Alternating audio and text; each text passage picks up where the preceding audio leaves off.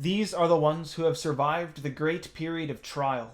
They have washed their robes and made them white in the blood of the Lamb. It was this that brought them before God's throne. Day and night they minister to him in his temple. He who sits on the throne will give them shelter. Never again shall they know hunger or thirst, nor shall the sun or its heat beat down on them. For the Lamb on the throne will shepherd them. He will lead them to springs of life-giving water, and God will wipe every tear from their eyes. This reading is just really gorgeous and beautiful, and I love everything about it. I think I've probably said in the past on stream here that this is one of my absolute favorite readings in the whole Bible. And I think in the context of the martyrs, in thinking about martyrs, especially during Easter time, the church gives us the opportunity to think and reflect on what happens to us at our end and what will happen to us when our lives come to an end. Because even if we're not killed for our faith, of course, we come up against death, and we're going to have to suffer for Christ. And no matter our state in life, no matter what kind of suffering Christ calls us to do for him, it's going to be worth it. And this is what it says here. Never again shall they know hunger or thirst, nor shall the sun or its heat be down on them, for the Lamb on the throne will shepherd them. He will lead them to springs of life-giving water, and God will wipe every tear from their eyes. That actually the church says in ethics, in morality, the end does not justify the means, right? I can't do an evil thing so that good will come about it. However, the end will justify the pain it took to get us there. To quote Reliant K, which I guess is not really a father of the church, but we're going to roll with it. The end will justify the pain it took to get us there. There's actually something so great and incredible waiting for us in heaven that no amount of suffering could outweigh the glory that God has in store for us.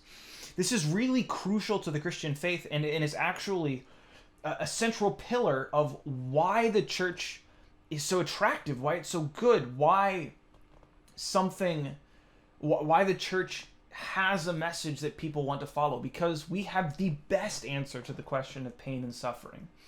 Right? Some people who don't know what they're talking about will say that the best argument against the existence of God is the argument from pain and suffering and difficulty, but this is false.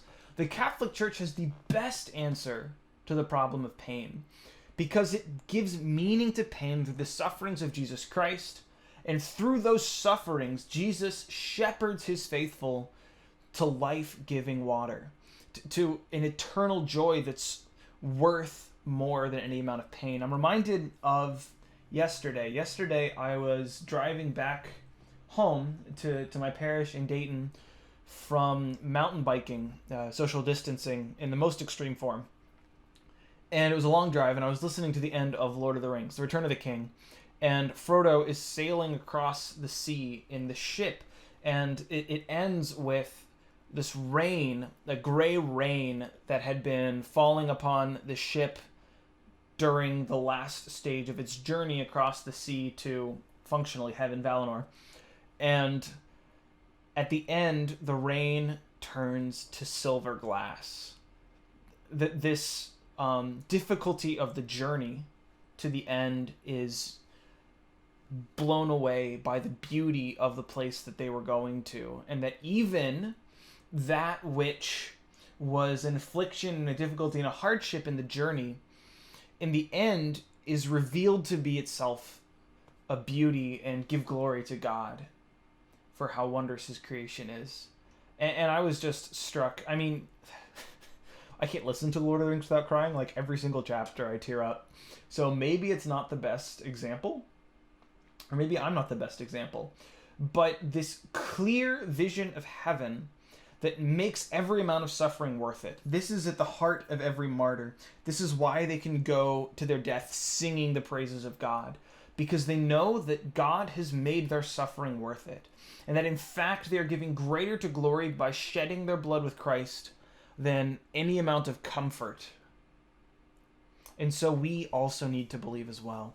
We need to build up and nurture that faith that trusts God will reward us, even if that means we go through suffering. And especially because it means we will go through suffering, and so we need to be ready. We need to ask God for that faith of the martyrs so that we can trust that heaven is there, that it is worth giving up literally everything for, and that in the end God will wipe every tear from our eyes.